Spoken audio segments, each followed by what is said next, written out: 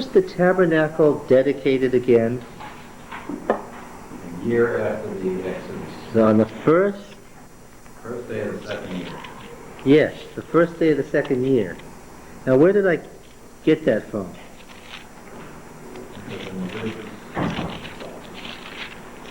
No,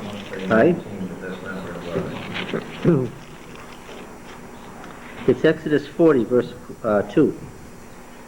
The Lord said to Moses, "On the first day of the first month you shall erect the tabernacle of the tent of meeting, and put in the ark," and so forth, okay? Let's think about it again. It took 3 months to get out of Egypt to Sinai.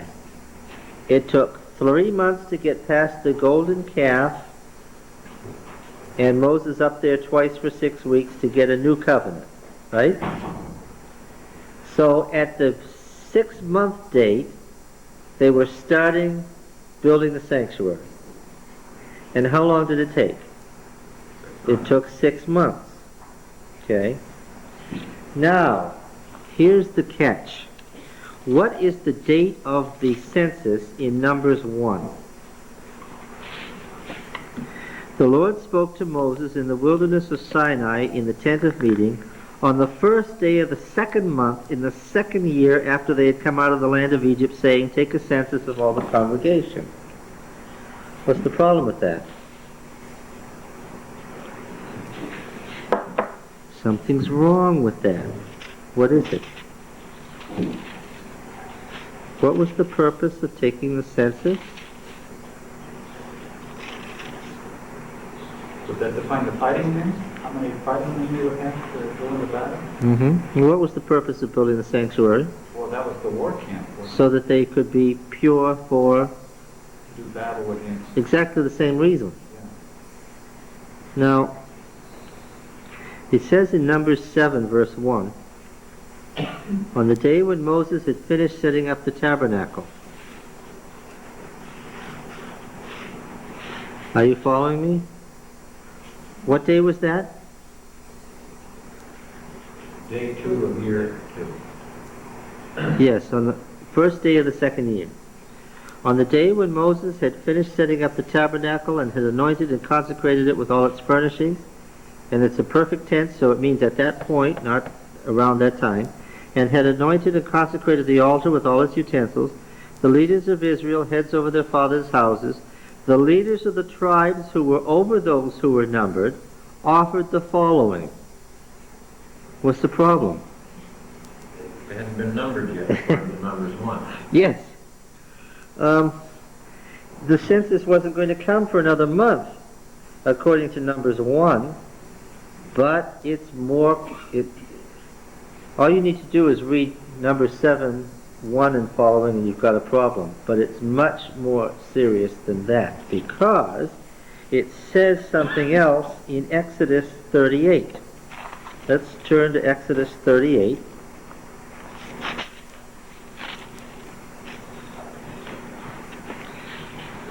Now, what is Exodus 38? Well, it's in the middle of that second section of the description of the sanctuary. Those of you who've been here for a while remember that the sanctuary is described twice with 2 different sets of theology. The first is Exodus 25 to 32.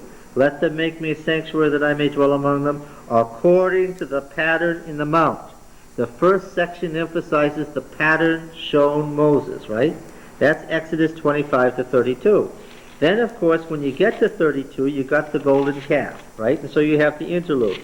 The golden calf is chapter 32.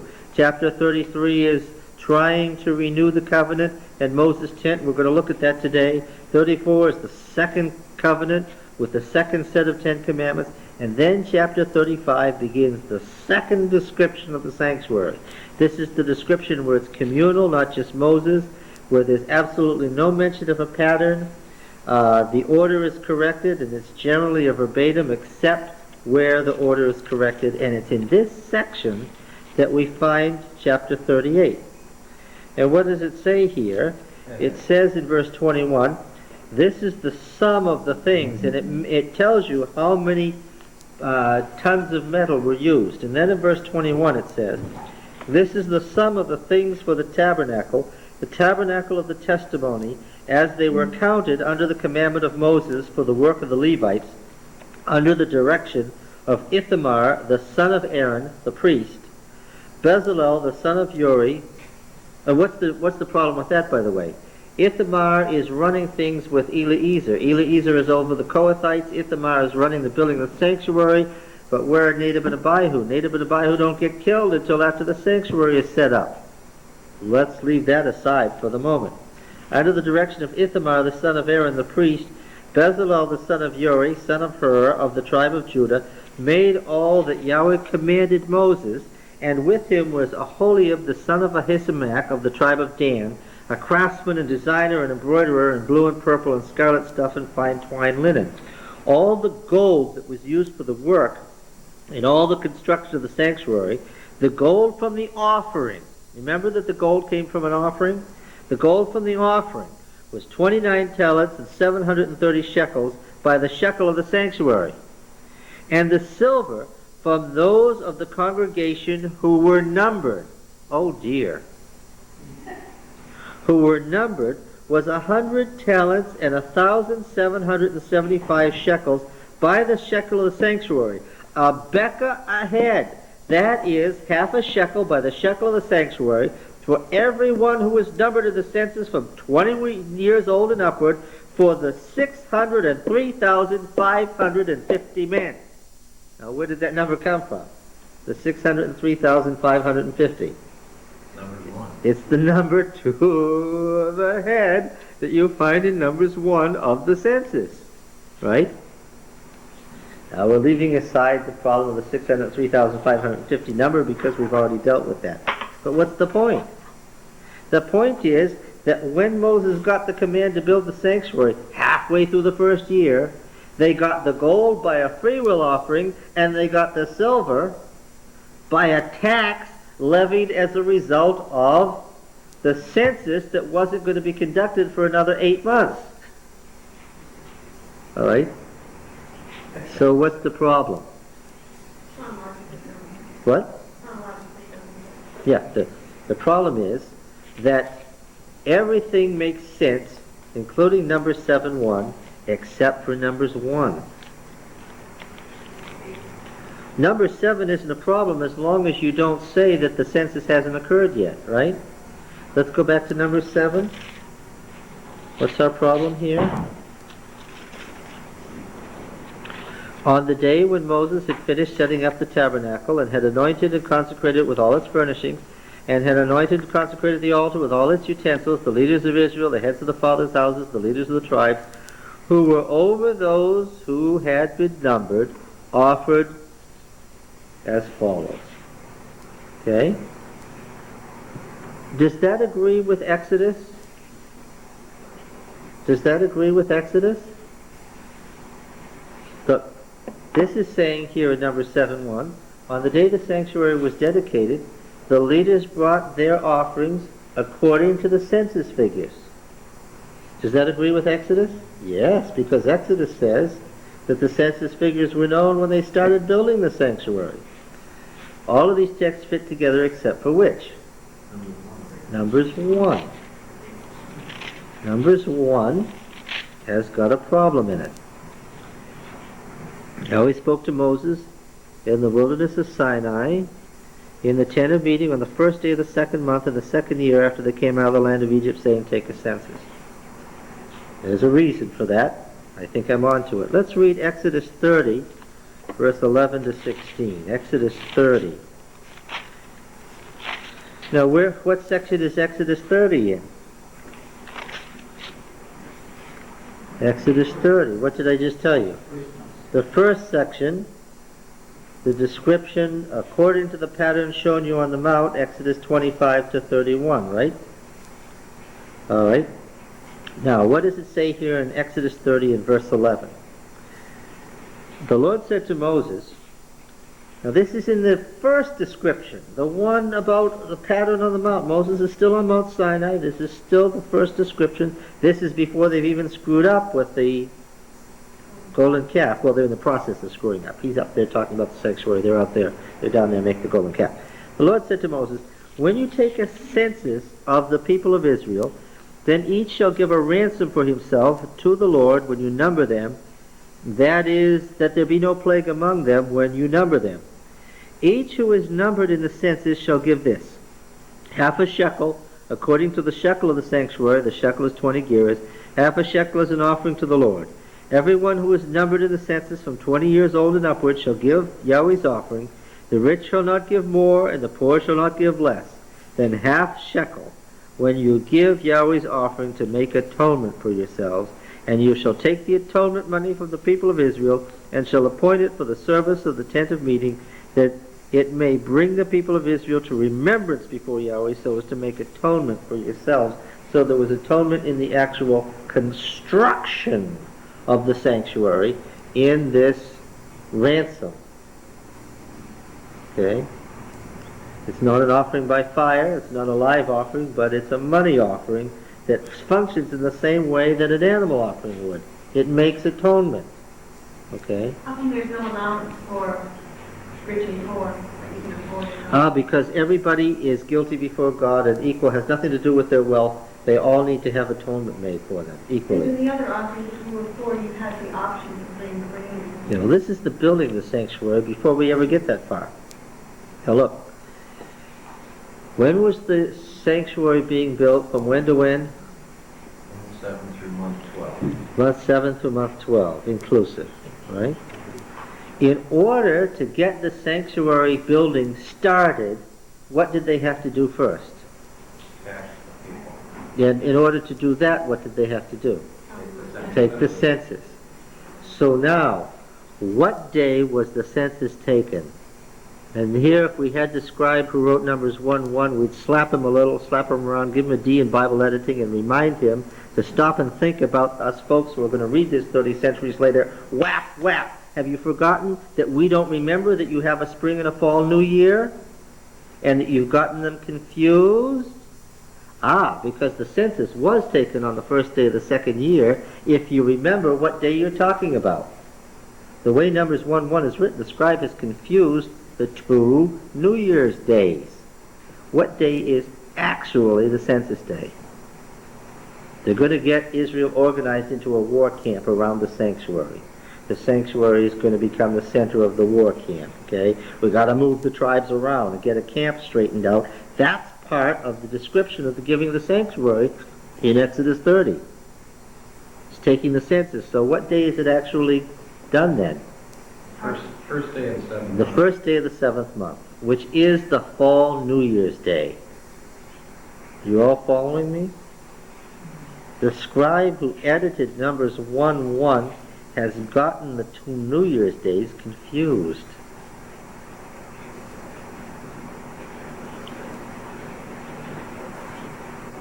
Okay.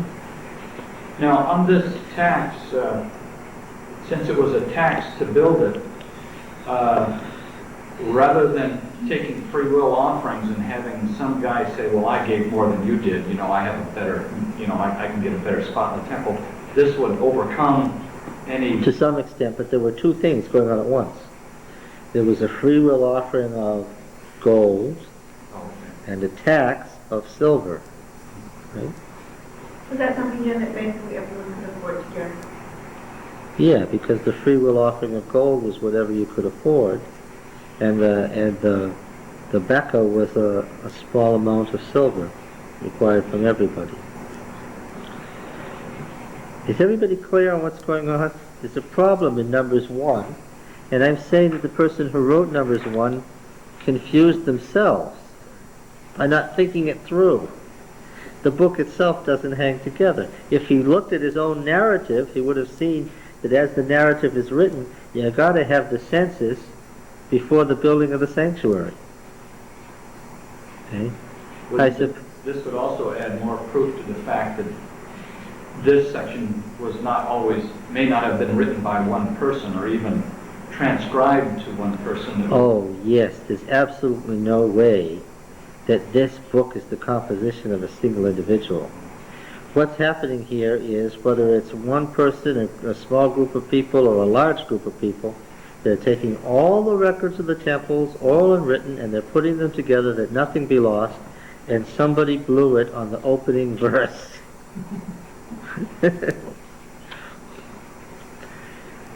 Well, I guess you could be a fundamentalist if you just didn't read the Bible, right? I heard it again this week. My own television said it, so I was inclined to believe it, right on the 700 Club, that there are absolutely no errors of any kind, literary or historical, in the Bible. And I was reading Numbers at the time, and it gave me an ulcer. Yes, you can believe that as long as you don't study the Bible. Now, this has nothing to do with the Bible's the Word of God or anybody's salvation, but if you're straightening it out, then you need to look at these things, right? Okay. You remember that in later times, they had a spring New Year's Day along about March and a fall New Year's Day along about October. And we have seen evidence in Leviticus for both New Year's Days. And they switched back and forth between the northern and southern kingdom in different periods as to whether they were using the spring New Year's Day or the fall New Year's Day. And what is even more of a pain, it appears that the two kingdoms from time to time ran both days as New Year's Days, one in a civil calendar and the other in a religious calendar, and that's what gives you a real ulcer when you're trying to correlate those figures in the Book of Kings. All right? But that's for later. Why is that a big pain in the neck? We do that now.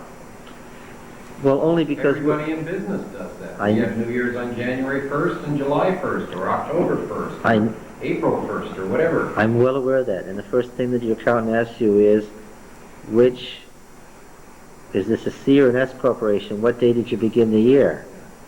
And that gives you an ulcer because you say, I don't remember what day I began the year in 1986.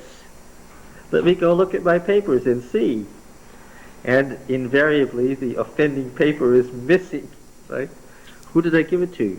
I think I gave it to my accountant. Don't you have that? Why are you asking me? Yes, well, it was just that sort of thing in making up the Bible. All right. Say. We're going to look at Moses' tent again and the sanctuary because we have to. We can't get anywhere into the narrative in Numbers without looking at the two tents. Otherwise, we're going to be just at sea. But I thought that you would find it interesting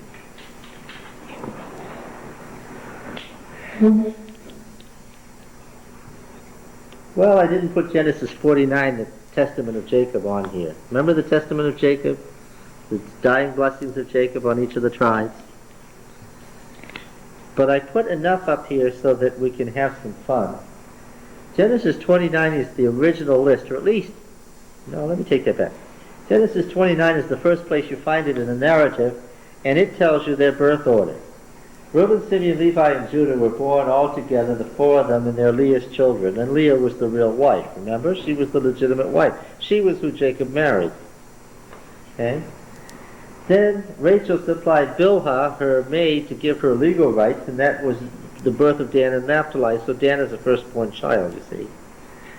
Then came Gad and Asher. Leah responded by giving her maid, and so Gad was a firstborn tribe, too, and Asher. Then Leah had two more children, Issachar and Zebulun, and then finally Rachel had Joseph and Benjamin, and she died in the childbirth of Benjamin, you remember.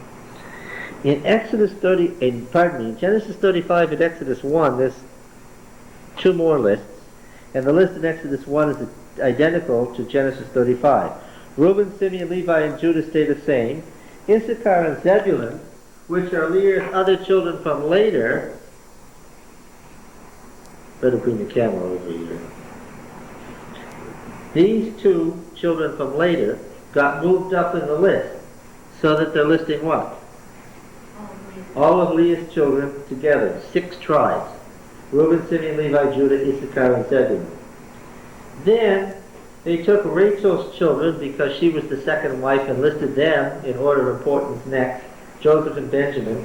Then they took the two concubines, Bilhah and Zilpah, in the order that they were born. Right? Nope. Dan and Naphtali, Bilhah, and Gad and Asher, Zilpah. Okay? You understand what's going on there? In other words, I can explain why they changed the order of the list. In Numbers 1, something interesting has happened. Levi has dropped out. Why? Because it's become the priesthood. In order to get 12, when you take that out, they split Joseph into his children, Ephraim and Manasseh. Okay? So that gives you 12. And what did they do? They took Gad, this tribe here, and this tribe took the place of Levi. And all of the other lists are predicated on the assumption that Gad has filled in for Levi. Reuben, Simeon, what's happened here? Gad has been moved up to fill in for Levi. Judas holding his position. Issachar the same. Zebulun the same. Joseph has become Ephraim and Manasseh. Then Benjamin. Dan. Naphtali. With Gad. Gad got moved up. Right? And so you have Gad, Asher, and Naphtali. They couldn't decide, and it happens again in Genesis 49, whether Asher or Naphtali should come first. See that switch? That is seen also, that distinction is seen also in Genesis 49, and we find it again further on in Numbers, the reversal of Asher and Naphtali. So, that's how we got the list that is found in Numbers 1 that becomes the list for the order of the tribes. Now I changed the order of the tribes.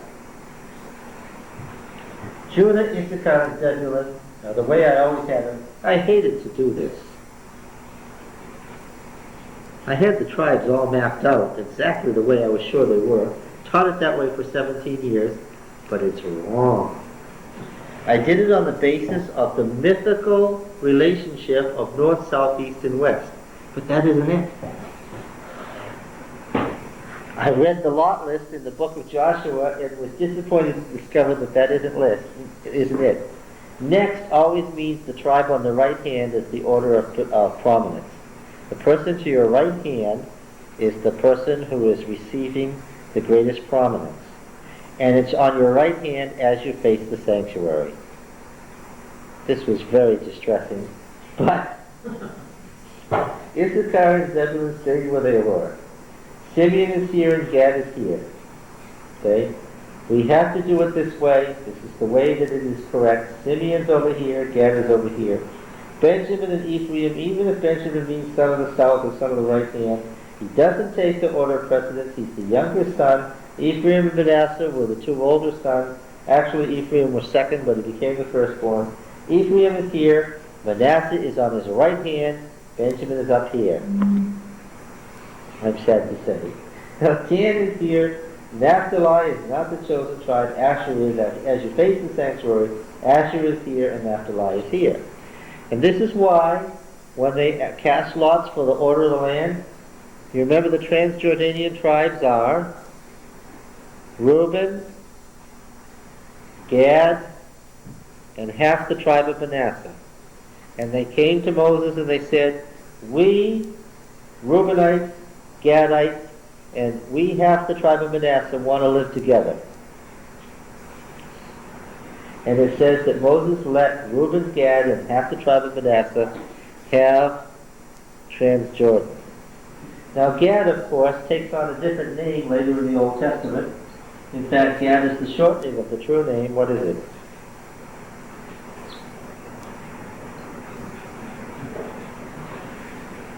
There is a balm in Gilead. Everybody know that? Yeah. This is Transjordanian. These are the Transjordanian tribes, okay? As they actually were. And then when you follow the lot order given in Joshua, if you follow the lot order in Joshua, it follows around correctly. I can't tell you, once you've decided what is true, how disappointing it is to find out that something else is true. Anyway, there it is.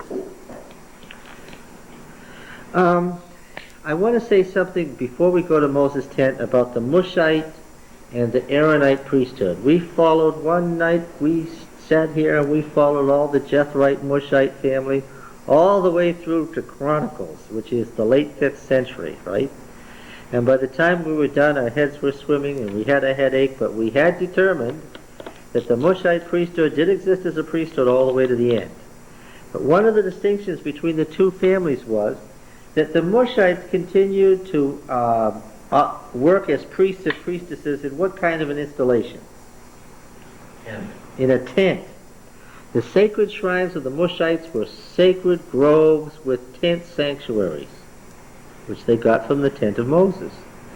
Whereas the Aaronite priesthood served what? In temples, in cities.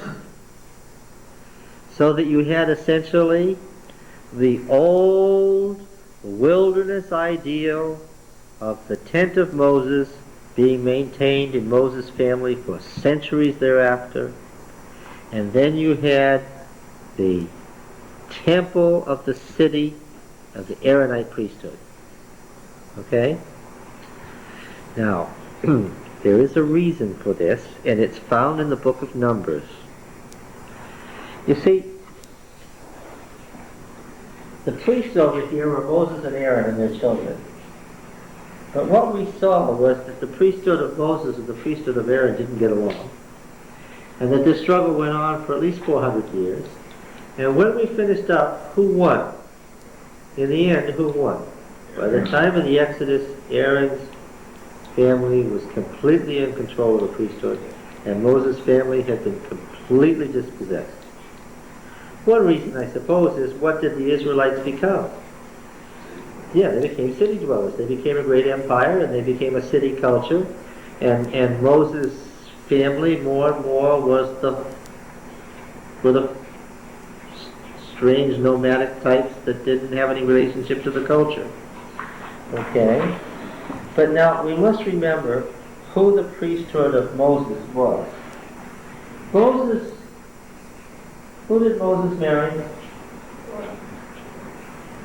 Zipporah.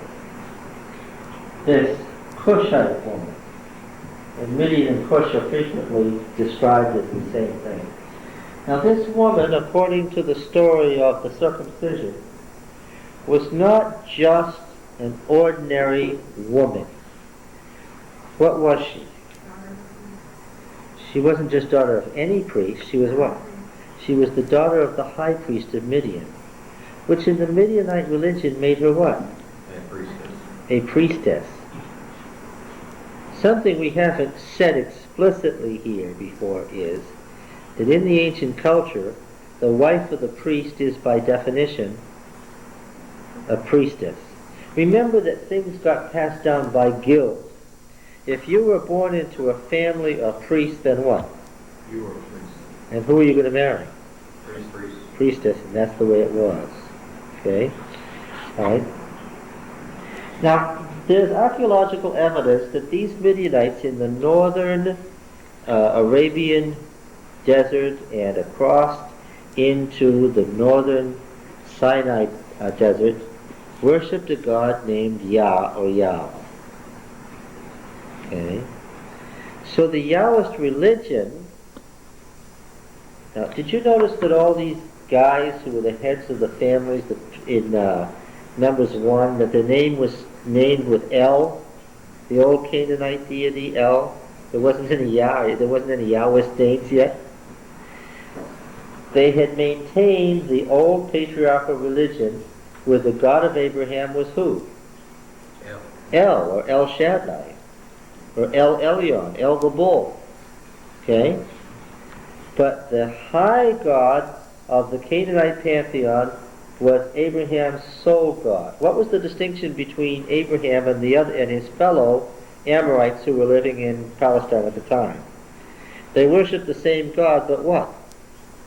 But he was a what? He was one of many gods. And Abraham was what? One God, sole God. He was a monotheist, in other words. Okay. And the names from the book of Numbers, chapter 1, tell us that Israel of the Exodus was still maintaining that patriarchal tradition. El is my kinsman, El is my cousin, El is my brother, the same names we find in Exodus.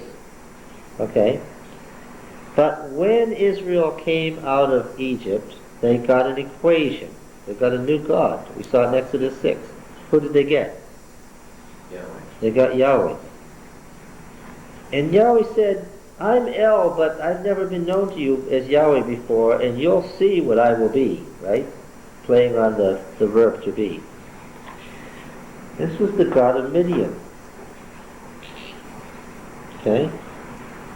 And these Midianite monotheists were linked in the family of Moses.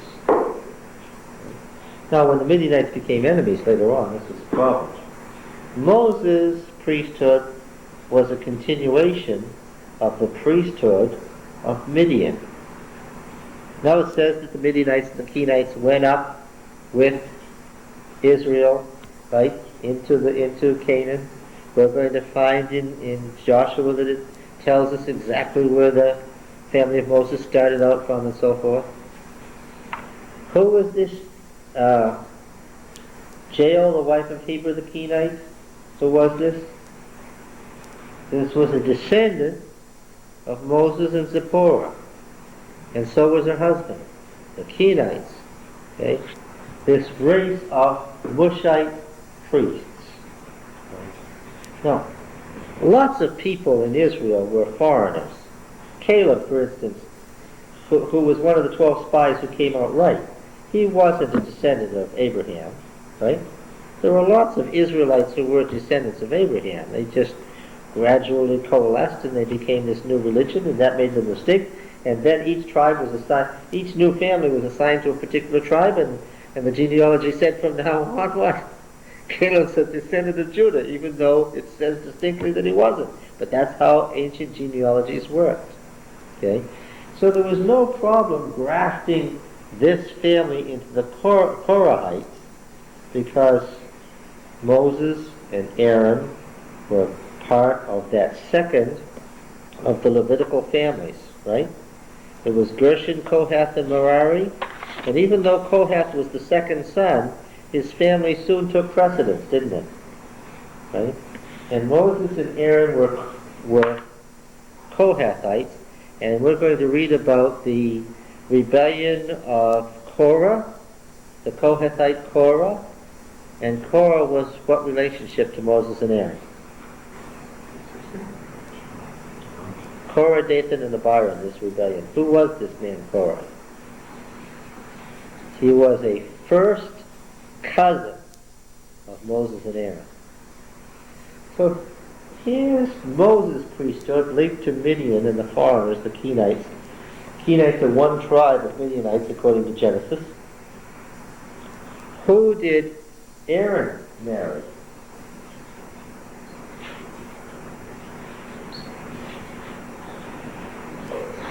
Does anybody have a guess? Do we even know?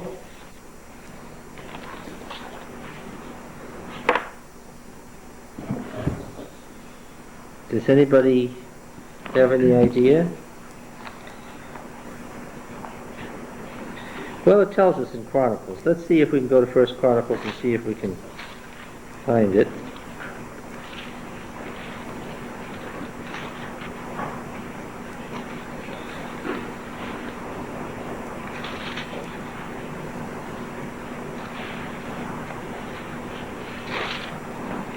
Let's see if we can find it here.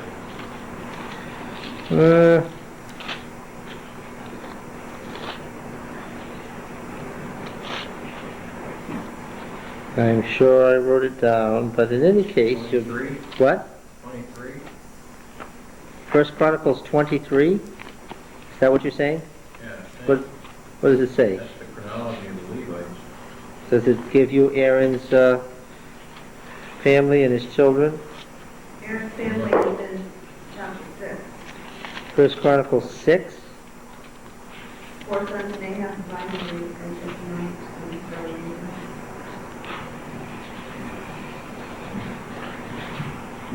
Yes, it does say that, doesn't it? But it doesn't tell you the key thing that I wanted you to know. We'll come to the text presently. I'm sure that we'll run across it. Aaron married the sister of Nahshon of Judah. Who was Nahshon? Oh, it's Exodus 6, is it not?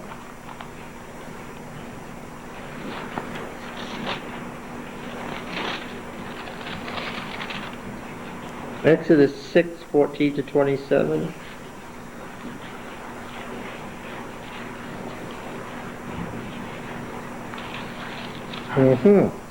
Yes, indeed.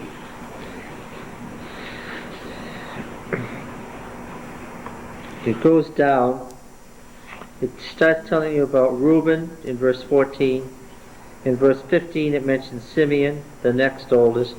And number 3 it comes to Levi, the third child, and there it stops. And we read in verse 16, these are the names of the sons of Levi according to their generations: Gershon, Kohath, and Merari. The years of the life of Levi being 137 years. So he was long-lived, you see. The sons of Gershon, Libni, and Shimei by their families. The sons of Kohath, Amram, this is the father of Moses and Aaron. Izhar, Hebron, which is not a person but a city. Genealogies do this. And Uzziel, the years of the life of Kohath being 133 years. The sons of Merari, Mali, and Mushi. These are the families of the Levites according to their generations. Amram took to wife Jochebed, his father's sister, and she bore him Aaron and Moses, the years of the life of Amram being 137 years. The sons of Izhar, Korah, Nepheg, and Zikri. This is our Korah who rebels. And the sons of Uzziel, Mishael and Elzaphan, and Sithri. And Mishael and Elzaphan are mentioned in Leviticus 10 as the cousins who were told by Moses to go get the bodies of Nadab and Abihu out of the sanctuary after God has killed them. Right? Tells you Moses said to his uncle's sons, his cousins, go get them.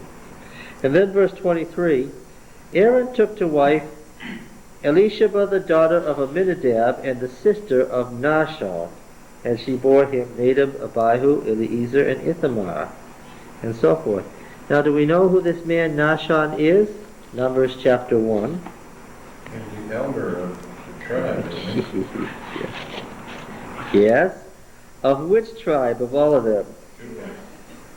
Yeah, and which tribe is that? Verse 7, Numbers 1 and verse 7.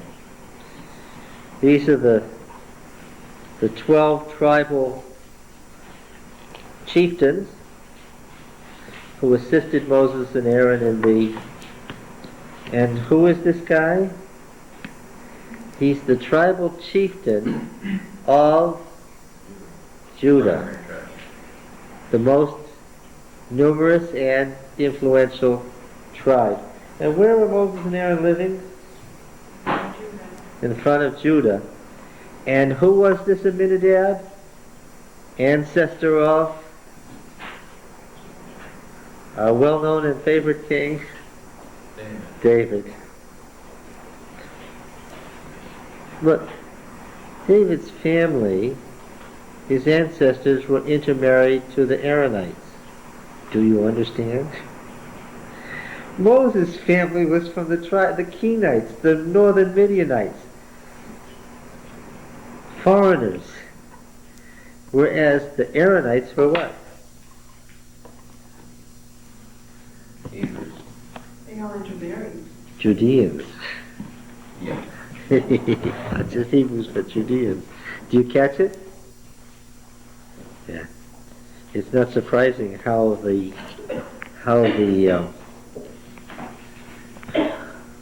things turned out for the two families. Does anybody have any question about what we've said so far? It's complicated, but I think it's understandable. Right? All right. One of the indications of the failing fortunes of the family of Moses is that these words in Numbers 3, verse 1 are, these are the generations of Aaron and Moses at the time when the Lord spoke with Moses on Mount Sinai. It begins with the same words as in Exodus 6. Only what? Names are reversed. Yeah, but there's something more significant here. You read on in the paragraph, and what do you find out? That's only the Aaron. Yeah, first of all, it makes Aaron more important than Moses. You usually hear about Moses and Aaron, but Aaron was the firstborn, and so it says Aaron and Moses, and then what do you find out? You find out about the family of Aaron and what's missing entirely. Expurgated, as it were. Moses is gone. His family is gone. Right out of the record, missing. As if they never were. All right.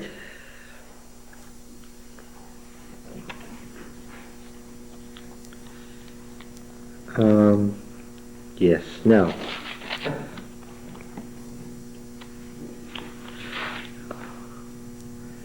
The choice of the firstborn, we looked at this last week, but I just want to make this point.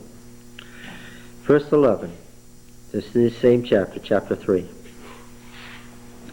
And Yahweh said to Moses, Behold, I have taken the Levites from among the people of Israel, instead of every firstborn that opens the womb among the people of Israel. The Levites shall be mine, for all the firstborn are mine. On the day that I slew all the firstborn in the land of Egypt, I consecrated for my own all the firstborn in Israel, both of man and beast, and they shall be mine. I am Yahweh. Just reading it, it gives itself away. Where's it from? What is it? It's a law, of course, stated as a law. The Levites instead of the firstborn. And where's it from? I am Yahweh. Where's it from? Yes. The Holiness Code.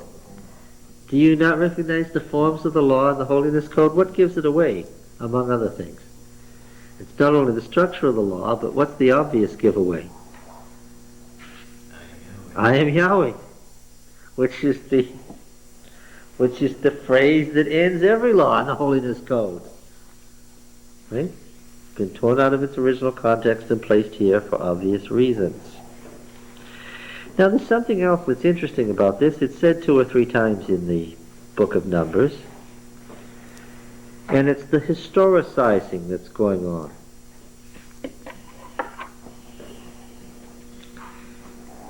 Remember, we've talked so often about the cyclic view of time and the mythic view of time, and how all this sanctuary system is based on those endless cycles and their interrelationship to each other. And we talked about myth and what is mythic. Can anybody state myth and succinctly? Somebody take a stab at defining myth. What is myth? Go ahead, anyone. We'll keep adding to it. What is myth? Myth is what the people actually believed at the time. Yeah. But we can't stop there because this isn't myth and people believe this too. A scientific way to explain the phenomena of nature. Yes, put a hyphen. A scientific hyphen what? A scientific, religious way of explaining the phenomena of the world. The whole world. Okay? We need to say something more about myth than that. That the scientific hyphen religious way was to personify the forces of nature, right? To personify the phenomena of nature and tell stories about their interrelationships. And those stories were told in poetry. Hence, mythopoeic thought. Mythopoeic thought. Okay? It wasn't religion, it was science. Religion, all one big. In a poetic structure. You see that same thing from the time of Judges in the Greek stuff. In Homer, for instance. In the myths from Egypt. In the myths from Mesopotamia. The Enuma Elish and so forth. The Gilgamesh cycle. Mythopoeic thought was couched in poetry. One of the things we notice as we study Genesis, Exodus, Leviticus, and Numbers is that poetry keeps bubbling to the surface. A lot of what isn't placed in poetic lines are poetry. They have the same number of syllables. They show all the typical things that you see in poetry. Rhyme and slant rhyme and internal rhyme and meter and assonance and dissonance and chiasm and all that kind of stuff, metaphor and simile and so forth, multiple meanings, intensity of meaning and economy of words, poetry. Many scholars believe that the whole thing from beginning to end was once a giant poem, just like all the stories of Homer, with this giant cycle of poems that told the whole story of Greece from the beginning of creation down to the time of the poet. There probably existed once upon a time in its oral form just such a thing from which we get this as we have it now. Well, why would they move away from that structure, from that mythic structure, from that poetic structure to the prose that we have in the Bible? One of the interesting things when you study ancient literature is prose, which we love so much, which we Westerners love so much. Prose is an invention of the Old Testament. Prose is an invention of, to say something's prosaic, that it's plodding along, but there are things that you can do in prose that you can't do in poetry. For instance, when we read the Ark narrative, he's going to talk about Yahweh's lordship over history in detailed ways that he can do in prose. When we read the throne succession narrative, where he begins analyzing the motives of David's different sons, what their multiple motives were in wanting the throne, and how they interrelated, he's telling us a story in the modern sense. He's moved away from the mythic. You don't get any analysis of Baal's motivations in the mythopoeic stuff we have in the Baal cycle. Okay? Now, prose, this is a big thing. If you're taking notes, this should be written down and have exclamations and stars and so forth. Prose is an invention of the Old Testament. And prose moves away from myth toward what? Away from myth. And myth goes in cycles, right? Endlessly, it's the same thing over and over. You don't make any progress in myth. The only progress you make is what?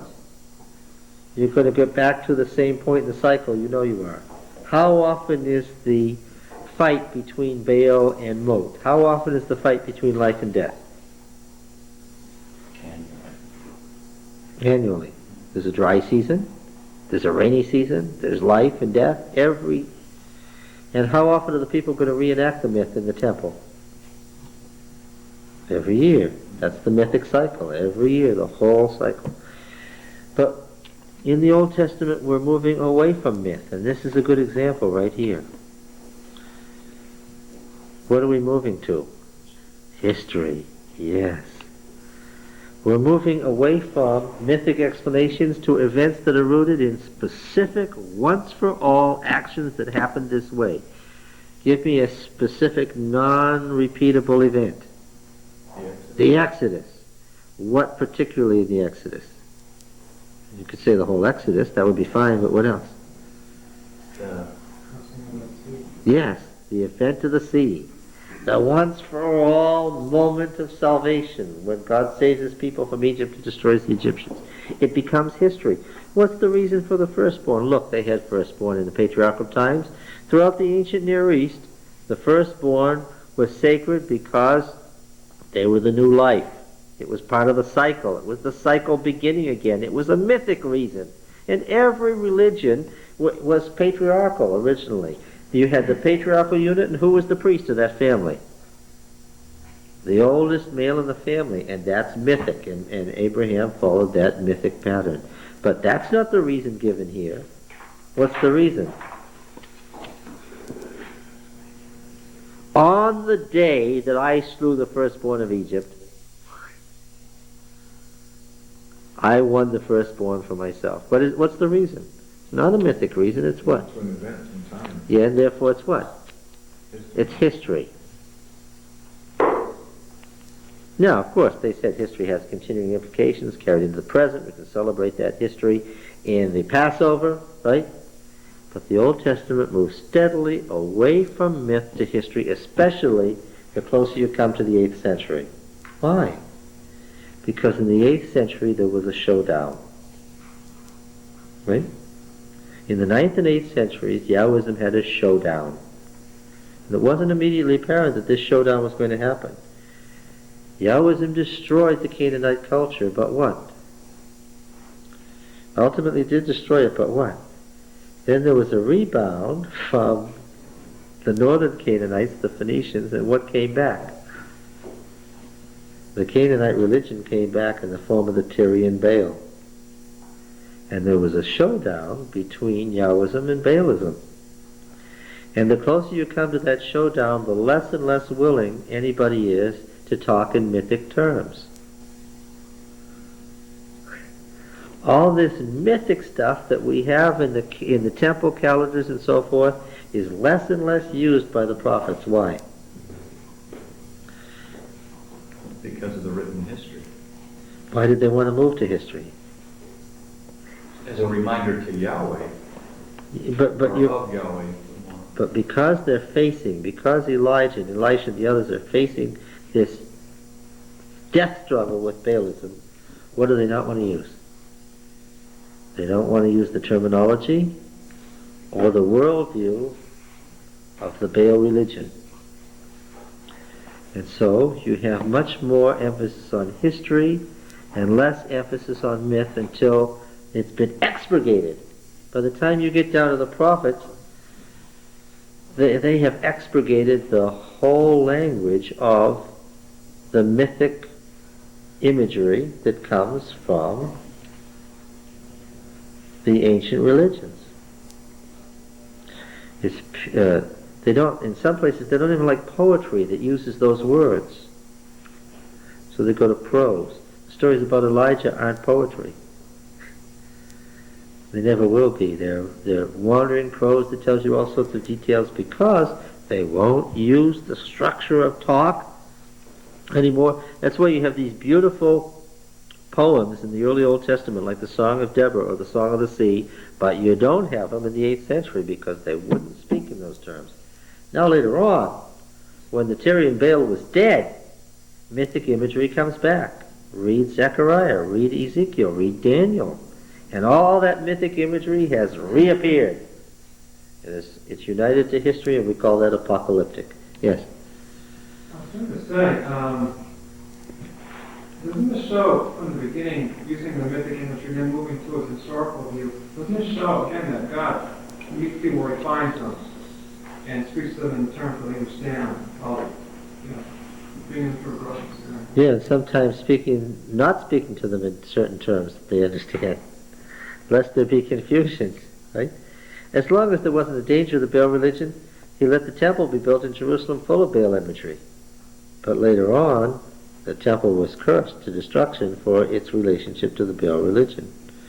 Then, of course, when that's all over, then you get it all over again in the late Old Testament, in literature that we call apocalyptic. Now, historicizing. We're going to see all kinds of historicizing of all sorts of events, and have been seeing it in what we've been reading. All right? Now then, any question about that comment so far? Yes? Poetry and prose were intermingled then, or are intermingled. They moved away from poetry toward prose to get away from... Right, you're saying that it started out as poetry, and I was wondering how far along it went, because you were more or less saying that in Judges they changed. Yes, by the period of the Judges, they begin to move away from poetry into prose. Mm-hmm. And by the time of the monarchy, they can write long historical narratives in prose. They invented a new form, in which they played with, examining motive and so forth. You could never have written a novel in the language, intensely beautiful poetry, but you never could have written a novel. I've been in Jewish bookstores where they were having stories of the myth of Ruth, the myth of, and I never thought about it until you said it down. I think they're using that idea and telling stories. Yes. Now, let's see what we have here further. We looked at the first 3 chapters, I think. Then we looked about setting up the 3 Levitical families in chapter 4. You notice that in chapter 4, of Gershon, Kohath, and Merari, which one is mentioned first? Kohath, because obviously of the three Levitical families, which one is the most important? By far the Kohathites. They work with the priests. It's interesting here. It says, take a census, 4:2, of the sons of Kohath from among the sons of Levi by their families and fathers' houses from 30 years old up to 50. Did any of you notice that he became 25 years old a little further on? All who can enter the service. When this says who can enter the service, it means exactly what we mean in English by entering the service. The word chayil means to go into the army. And when it talks about doing service in Leviticus and Numbers, it's talking about an army position. It's the same thing that a soldier does. You following? It's the same imagery of the war camp that we've been talking about all along. These other guys were numbered from 20 years old and upward, all who could go forth to war. And these guys are entered and are counted from 30 years old, everyone who can enter into the military service. Working in the tabernacle was seen as being part of the army just like everything else. It's a war camp. One more rather insignificant item. It's about the goat skins that covered the tabernacle. Let me remind you what I said before. It's not goat skins. Tachash does not mean goat skins. It means seal skins. Seal skins. Where did they get seal skins? Yes, a number of these sites that they camped at were on the ocean by the Gulf of Aqaba, Gulf of Suez. They were physically around, and some Israelites knew how to catch seals and kill them and skin them. Okay. Was that so that they wouldn't have to skin all their sheep and stuff? Yes. That they had to live off of? That's right. Everything was covered with goat skin. First the blue cloth, then the goat skin. Our Bible says sea cow. It says what? Sea cows? Oh, that's a good translation. It gets the whole porpoise family in there without telling you which one of the porpoise family they're after. The altar was covered with purple because, of course, that was the mingling of the blue with the red of the blood, which made it purple. It had a purple cloth over it. And then the goat skin. And, of course, the ark wasn't covered with anything at all but the blue cloth. So it's the only one that would have stood out because there it is with the blue silk over it. You would have seen it. All right.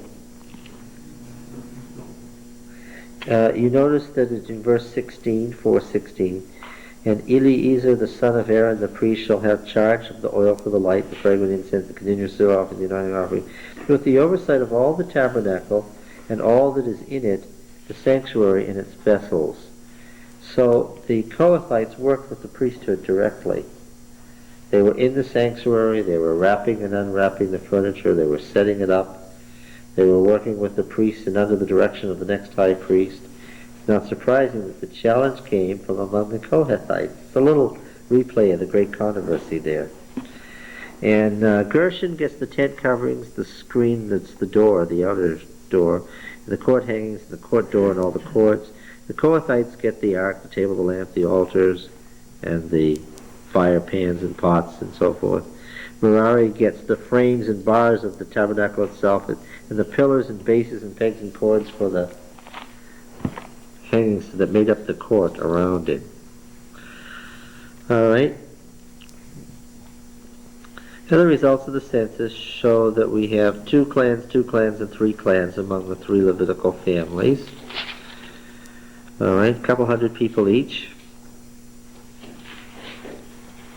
And now then,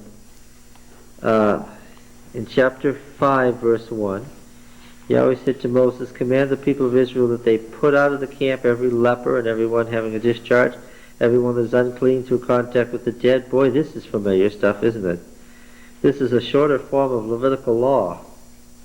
Here it's not in the form of a law at all, but a narrative. Put out both male and female, putting them outside the camp, that they may not defile their camp in the midst of which I dwell. That's clearly the theology of the sanctuary. God dwells in the midst, keeps the place pure. Now, from that point on, we have a series of laws, accretions, that have just attached themselves right here. What looked like a law, they've added a number of laws underneath it, and these laws would have done well to have been included in Leviticus rather than here. They're really unrelated here. I wish they were in Leviticus, but they're not. So let's read them. Verse 5:5. And Yahweh said to Moses, say to the people of Israel, when a man or woman commits any sin that men commit by breaking faith with Yahweh, that person is guilty.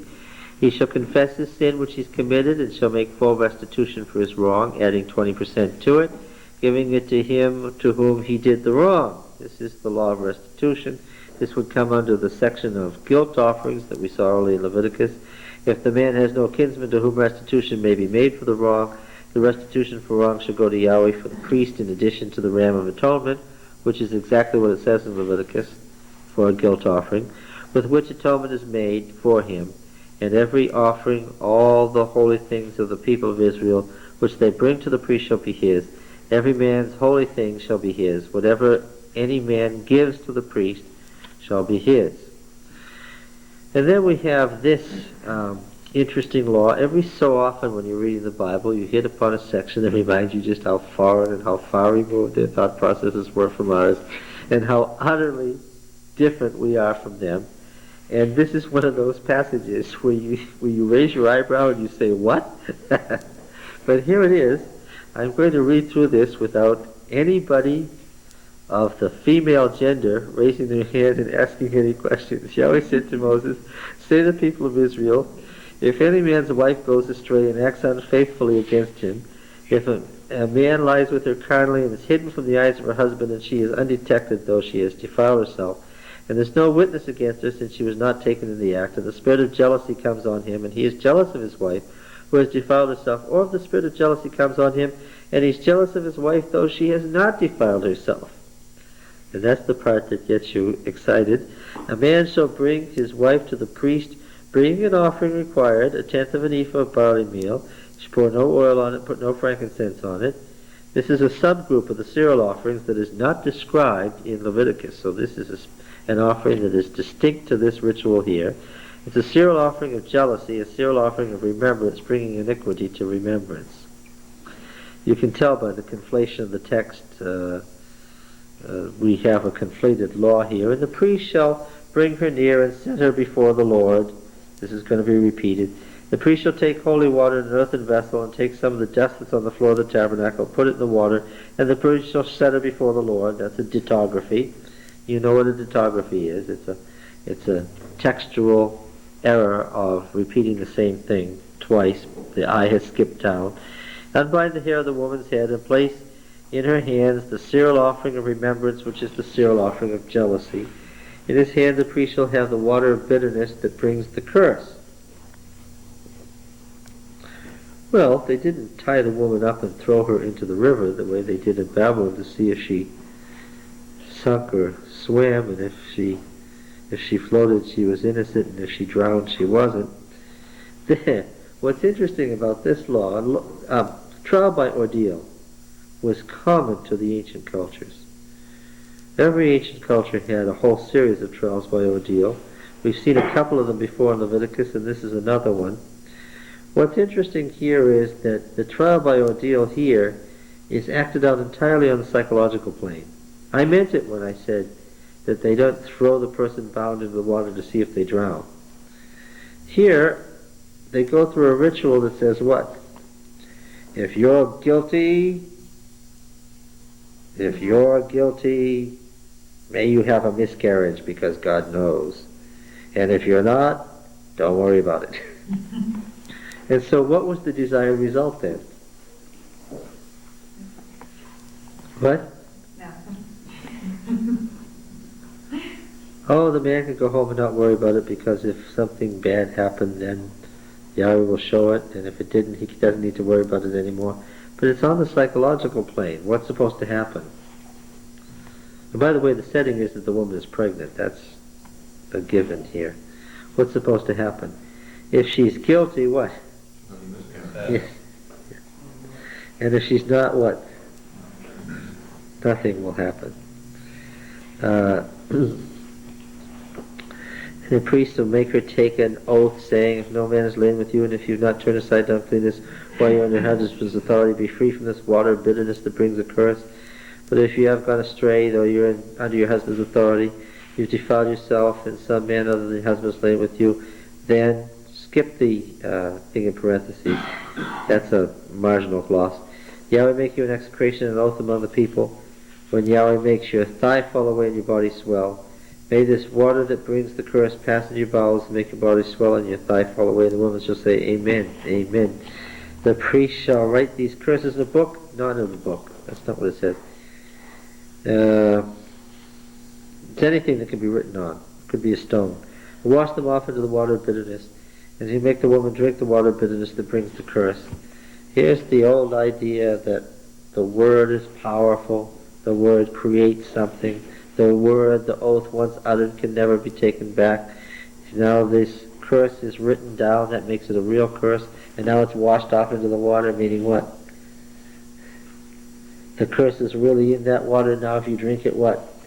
You just know. You don't have any question about it. You just know that if you're innocent, what? Nothing's going to happen. And you know, all reality tells you for sure, that if you are not innocent, what? It's going to make you sick. Yeah. Yeah. There's another obvious dictography in here. Look at verse 24. Make the woman drink the water. And verse 26. Make the woman drink the water. And verse 27. Make the woman drink the water. It's not surprising that the Septuagint has a much shorter text here. I don't know how the Hebrew text got so conflated and so confused, but it did. Then if she has defiled herself, where are we, 27, and acted unfaithfully against her husband, the water that brings the curse shall enter into her and cause bitter pain. Her body will swell, her thigh fall away, and the woman shall become an execration among the people. But if the woman has not defiled herself and is clean, then she'll be free and conceive children. This is the law in cases of jealousy. This is a summary. When a wife, though under her husband's authority, goes astray and defiles herself, or when the spirit of jealousy comes on a man, and he's jealous of his wife, then he shall set the woman before Yahweh, and the priest shall execute upon her all this law. The man shall be free from iniquity, but the woman shall bear her iniquity. Okay? Another interesting thing, right up against it, that comes from a time and a place far removed from ours. The Nazarite vow. What does Nazar mean? As a verb, what does it mean? To what? Consecrate. Well, yeah, consecrate, that's okay. That's an extended meaning of the word. It means something more literal than that initially. To separate. Separate himself from wine and strong drink. That's the first thing he separates himself from. Drink no vinegar made from wine or strong drink, and not drink any juice of the grapes, or eat grapes fresh or dried all the days of his separation. He should have nothing that's produced by the grapevine, not even the seeds or a skin. Don't go anywhere near it. Why couldn't the person drink? Oh, the theory behind it is obvious. If he gets drunk, what's he likely to do? What? Now this vow could be for any one of a variety of things. We don't know what the vow is for. That's not stated. It's just stated in general terms. If the person gets drunk, what are they likely to do? To break the vow. To break the vow. That's the point. Therefore, no drinking or anything to do with it the entire time of a Nazarite vow. Now, a Nazarite vow was considered extremely serious. You'd have to be really wanting something to take a vow like this, right? All the days of his vow of separation, no razor shall come on his head. Why is that? Because the person is seeking God's power or fertility or life or strength in a special sense. And where is that life or strength manifest most readily in the body? Oh, they had no question in the hair. Why? Because the hair grows faster and more obviously and more visibly than any other part of the body, and therefore it was assumed that what? Since it grows faster than anything else, then obviously the life force is where? Is in the hair. Well, look, we've been through this lots of times, right? So, this was an argument in favor of Absalom being king. And what was that? The poundage of hair when it was cut off, how thick his hair grew. This would be an argument for some folks here not to be king. What are you talking about, John? I'm looking in my Bible.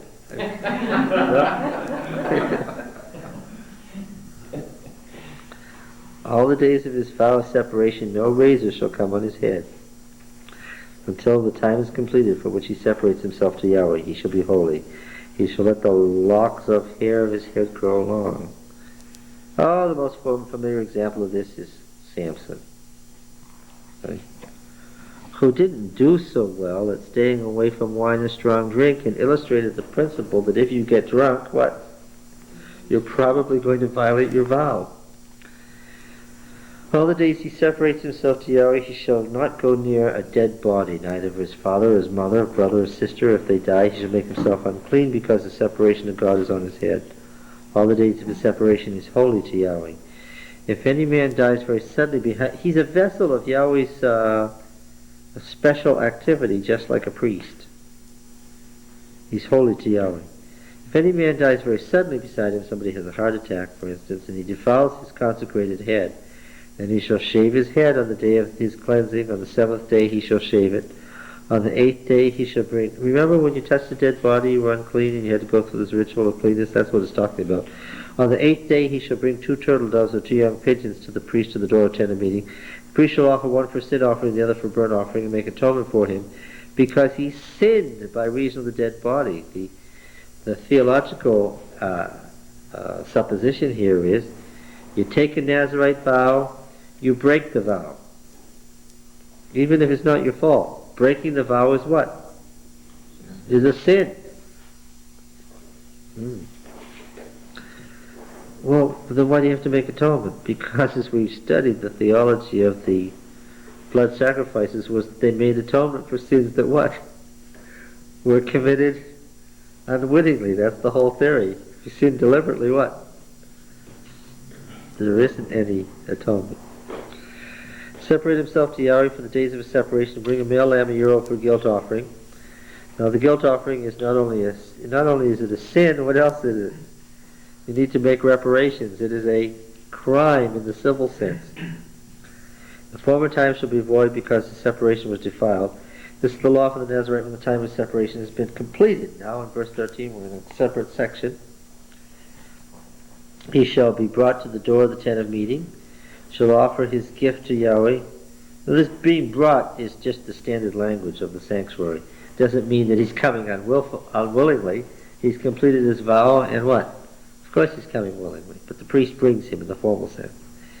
Shall offer his gift to Yahweh, 1 male lamb a year old without blemish, for a burnt offering, and 1 ewe lamb a year old without blemish as a sin offering, 1 ram without blemish as a peace offering, unleavened bread, so now cakes of fine flour, so we've got a grain offering, a cereal offering, with the requisite drink offering. So what can we say?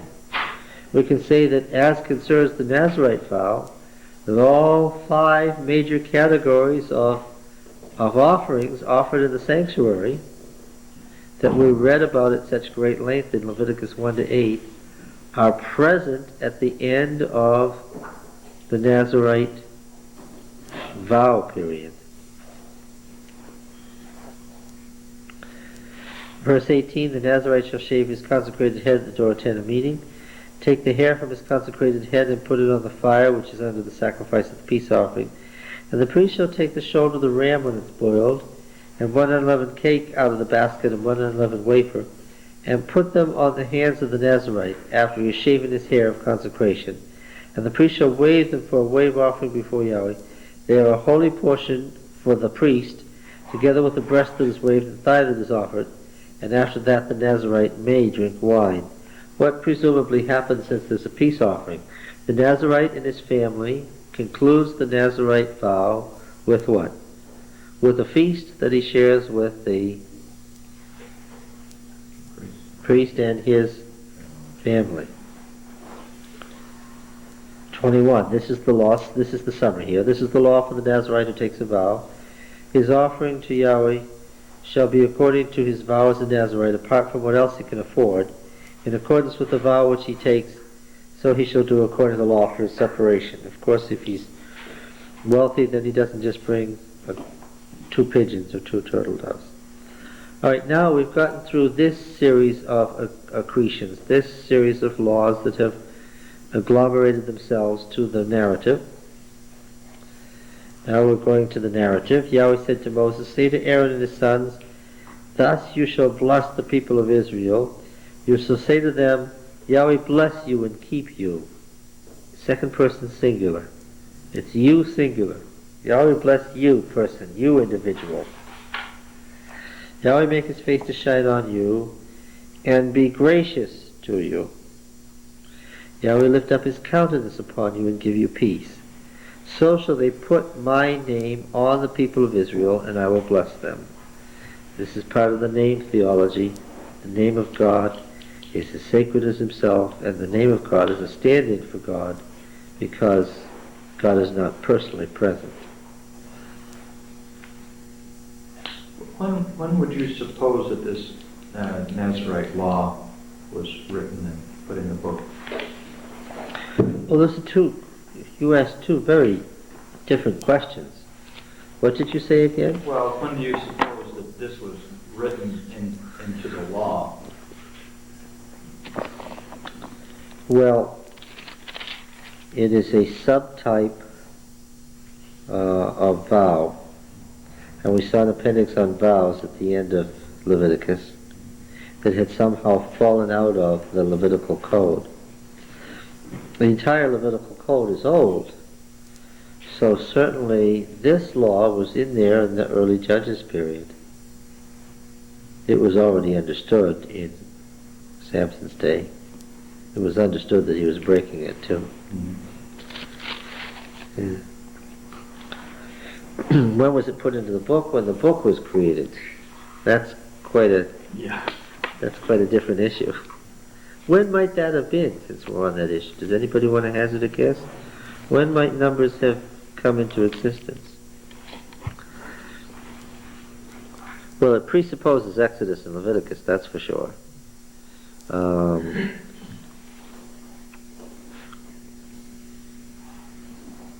We've got some very, very early old narratives and some quite late narratives. There were folks who worshipped Balaam, the son of Peor, as the founder of their cult in the Jordan Valley in the 7th century BC, the time of the great classical prophets. And the Balaam texts that were just discovered at Deir Allah show that Balaam was a religious hero and the founder of a cult that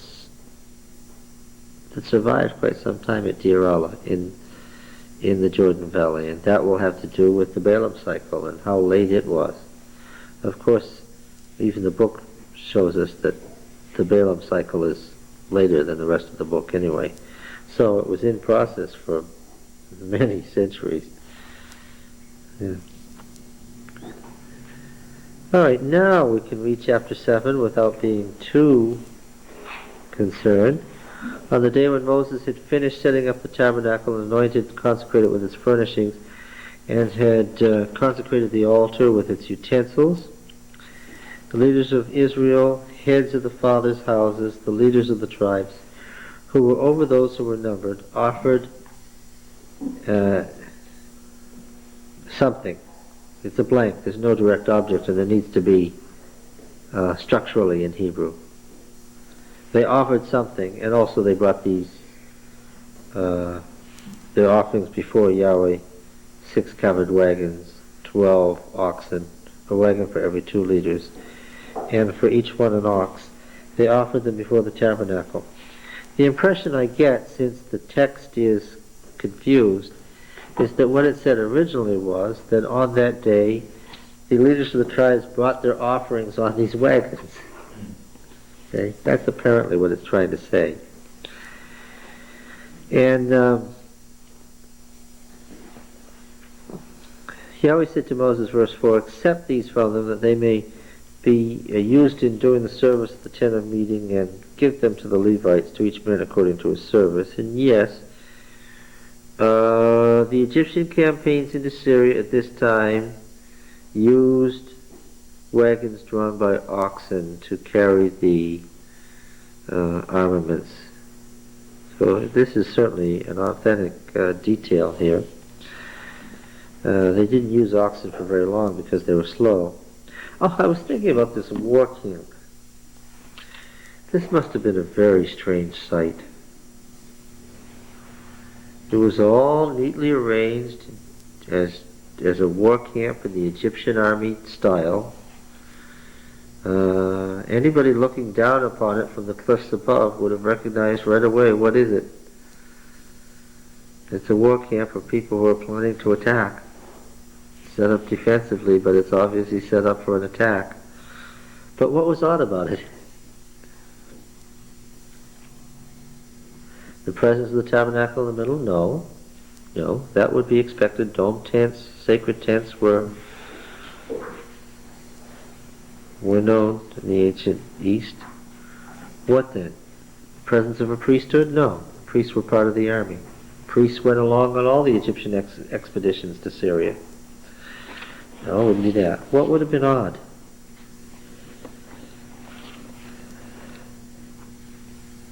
Well, who all were there?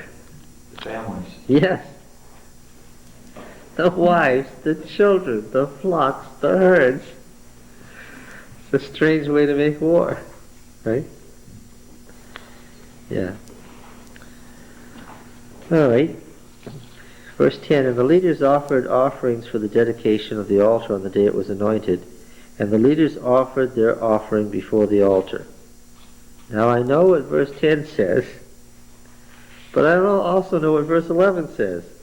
Yahweh said to Moses, they shall offer their offerings, one leader each day, for the dedication of the altar. Well, you can make of that what you will. What's the problem there? One says flatly, and without any question, that what? The offerings were made for the altar that day. And the next one says what? The offerings were made successively, and are all exactly the same, what they offer, regardless of the size of the tribe. Okay? They have an equal share in the service of the sanctuary. And we have the summary at the end of chapter 7. We have the summary. This was the dedication offering for the altar after it was anointed.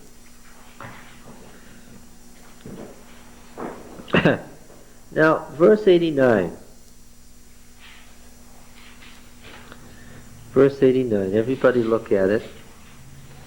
Be aware of its special nature. We should put this in parentheses. What does a parentheses mark in the Bible when we put something in parentheses? It means that we are bracketing it because it is a piece that has fallen out of order from its proper location. We don't know what the proper location of this verse is because it reads as follows. When, an adverbial that means at that time. It means at a particular time, not constantly. It doesn't mean whenever, it means when. And when Moses went into the tent of meeting to speak with him, it doesn't say Yahweh, it says to speak with him. So there has to have been an antecedent. This has gotten torn off from its context. Why do we keep finding these verses floating around by themselves? We saw a law that we had the end, and then there was this law hanging out there. This has happened several times. Why?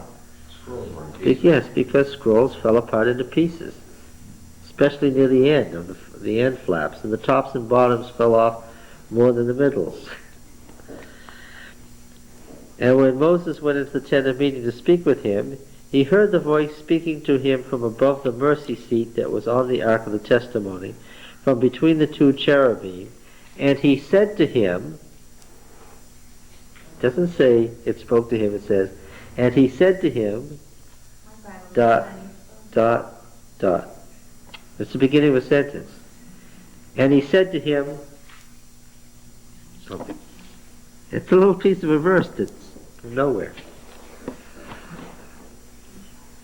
It does contain some interesting information, doesn't it?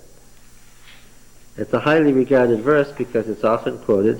When the Lord spoke to Moses in the tabernacle, how did it happen? Well, he heard the voice from above the mercy seat between the cherubim on the ark.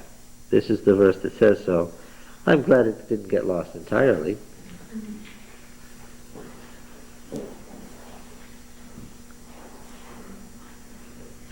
All right. Now, the next thing. This thing about the lampstand really has me going. They described the lamp in Exodus, but they never told you how to use it, what to do with it. Then there's a snatch of things that says that Moses was to dress it in the evening, and then there's another place where it says he's supposed to set it up in the morning. And then in Leviticus 24, in this nonsensical chapter where there was this strange stuff about the man blaspheming and a piece about the lampstand, and what else was in that chapter? Just, it didn't relate to anything around it. Oh, the oil, yes. How to make the oil. How to make the showbread. How to set up the lamp. And the guy who blasphemed the name. Well, here's more about the lampstand. Would somebody please go through, gather all the stuff about the lampstand, edit it together, and put it somewhere in Exodus?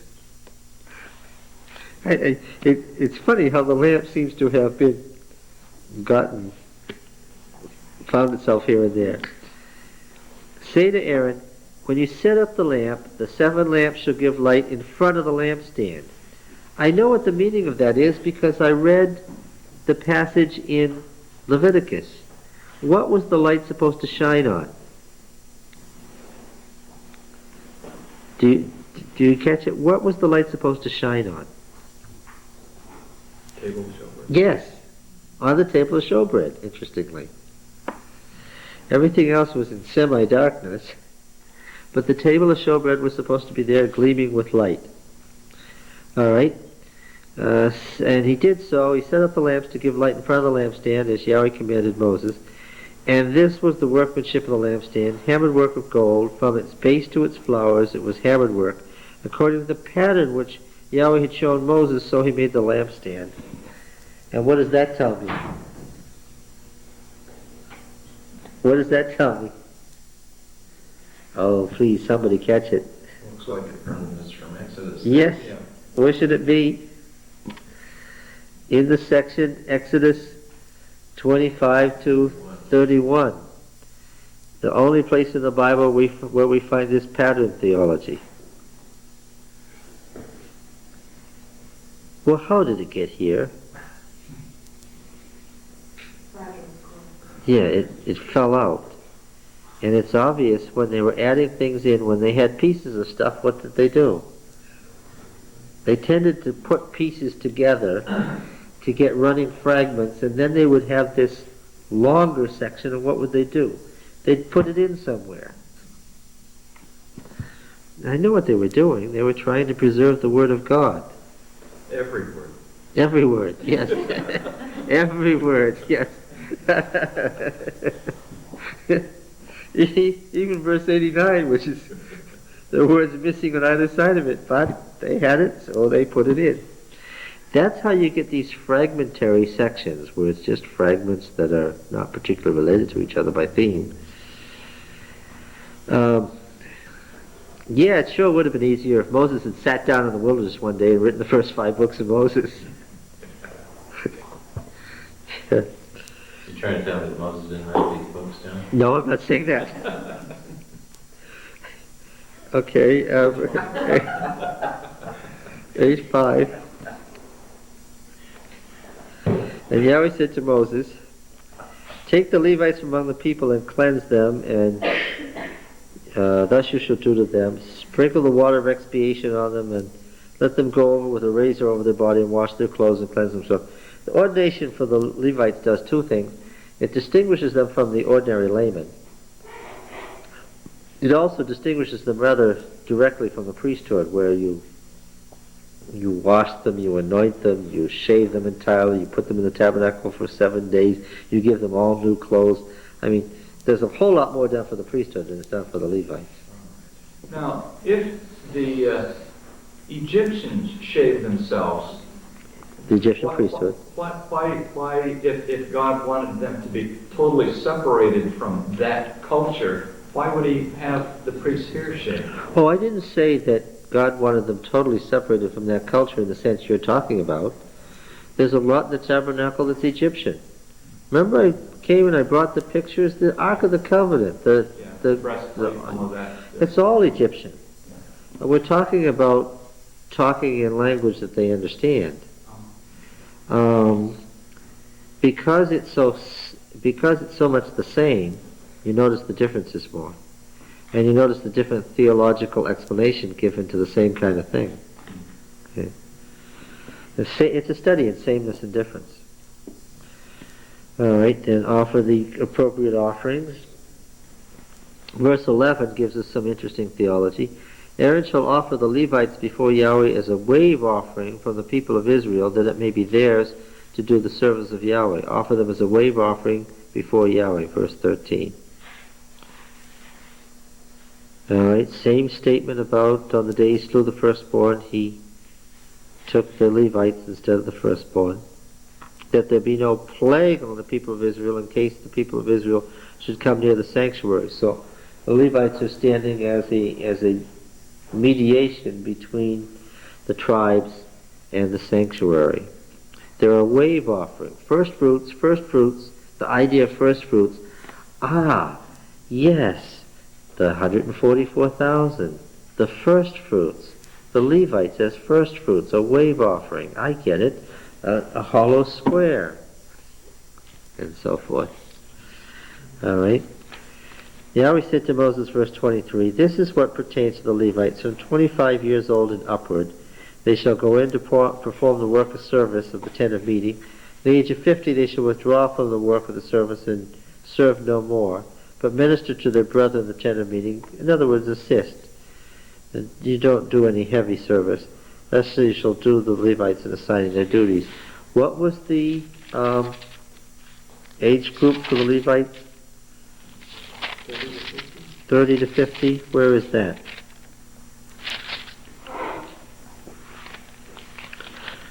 Well, how about beginning with Kohath in chapter 4, verse 3? From 30 years old up to 50. Chapter 4, verse 3. Kohath, what's the next family mentioned? Gershon. And it says in chapter 4 and verse 23, from 30 years old up to 50 years, you shall number them all who can enter the service. Remember that the word service is the army service. And Merari, chapter 4 and verse 30, from 30 years old up to 50 years old. Right? And now what do we have here? 25 years. Well, why did that happen? What? No, it wouldn't be that they didn't need so many if they were pressing in younger men. Maybe they were not.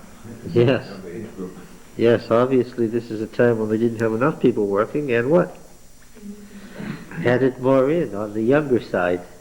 I thought they started at 20, they were at 25. No, 20 was for the tribes, the warriors and the tribes, the fighting men with no upper limit. Okay, so it was originally 30 to 50, and then it became 25 to 50. Where was 25 to 51? Chapter 8 and verse 24. Okay. All right, chapter 9 now, and verse 1.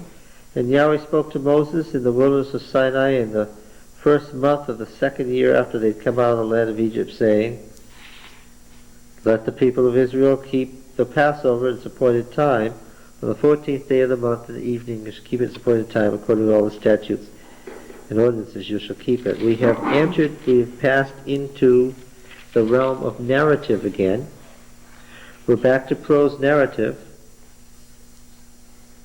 It's beginning to look like the whole book, this whole section, last half of the book of Numbers is made up of fragments that really should be off somewhere else.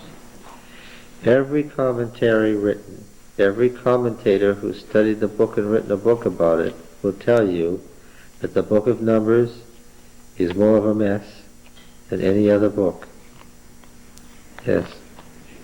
You know, this really is quite a jumble. Not that it doesn't have a lot of important theology, and not that it isn't clear what it's saying, it's just that this is not the way it would have been done if Moses had sat down and written these books. Yes. It's committee work again. Yes. Now, what is the purpose of this narrative bringing up the first month, second year, keep the Passover? According to all its statutes and its ordinances, you shall keep it. Well, like here again, this is assuming Leviticus. This is assuming that there's a lot of statutes and ordinances about the Passover already in place. So Moses told the people of Israel that they should keep the Passover, and they kept the Passover the first month on the 14th day of the month in the evening in the wilderness of Sinai, according to all that Yahweh commanded Moses, so the people of Israel did. There were certain men who were unclean through touching the dead body of a man, so that they could not keep the Passover on that day. They came before Moses and Aaron on that day, and those men said to him, "Why, we are unclean through touching the dead body of a man. Why are we kept from offering Yahweh's offering at its appointed time among the people of Israel?" Moses said, "Wait, that I may hear what Yahweh will command concerning you." This is of great interest to me in this sense. The law is not hard and fast. There's some things that the law hasn't spelled out. What's Moses' attitude toward that? Okay, let's find out. Yeah, let's find out. We saw the same thing in the story about the man who blasphemed.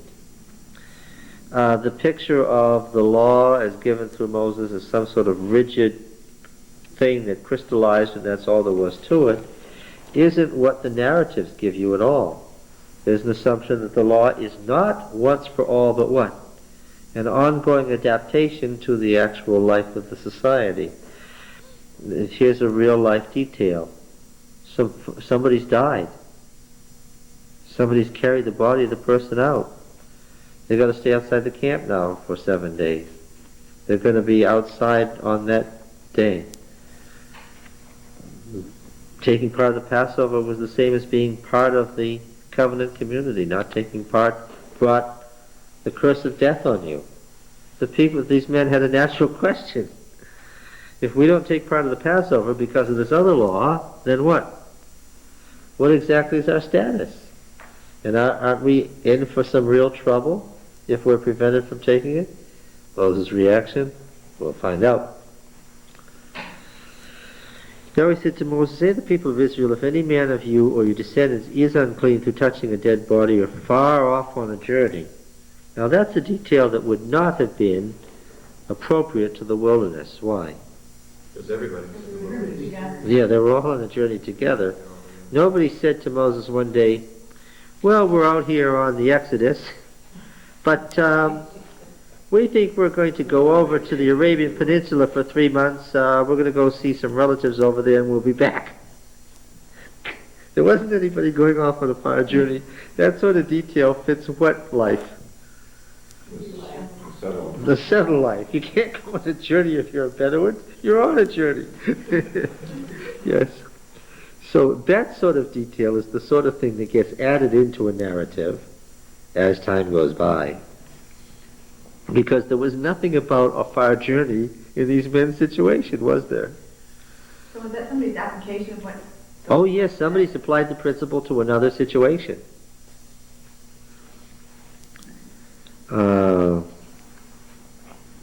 Yeah. As far off on a journey, he shall keep the Passover to Yahweh in the second month, a month later, On the 14th day in the evening he shall keep it, and they shall eat it with unleavened bread and bitter herbs. They shall leave none of it until morning, and nor break a bone of it. According to the statute of the Passover they shall keep it. But the man who is unclean is not on a journey, yet refrains from keeping. That person shall be cut off, because he did not offer Yahweh's offering at its appointed time. That man shall bear a sin. If a stranger sojourns among you, you'll keep the Passover to Yahweh according to the statute of the Passover. And again, the stranger, this is obviously added on. The sojourner among them, again, presumes what period of time? The settlement in Canaan. Of one law. That may not necessarily be true. I mean, they were 40 years in the wilderness, and they weren't on the move every day. They camped for months, often years at a time. But they wouldn't have sojourners, resident aliens. Sure, why not? Well, Moses' father-in-law was a resident alien, came for a visit, went home. just when I thought he found a resident alien, couldn't happen in a worse time, huh? You're right, there was a resident alien there. Probably. It probably was from a later time, but you have found a resident alien at the time of the Exodus. Well, why wouldn't they just make him of one of the tribes? Well, Moses tried to. That comes on further. But in order to do that, you'd have to stay and become part of Israel in a specific way that he hadn't done yet. So yes, there could have been resident aliens during the Exodus. Oh my. Well, again, and they went from watering place to watering place to the from major oasis. And there's probably 6 people who happened to be there when they showed up and said, "Do you mind if we stay?" Well, no. It could have happened, yes. The caravans traveled those same routes. The people who lived in those parts of the wilderness traveled in the same way. It's possible that it happened just that way. Yes, but would they want to say, yeah, I want to do what you guys are doing? Maybe, maybe not. Maybe they needed to find out what they were doing first. And if they were hungry. On the other hand, if I was at a watering hole and I saw Israel bearing down on me, I'd settle my asses and look for another watering hole.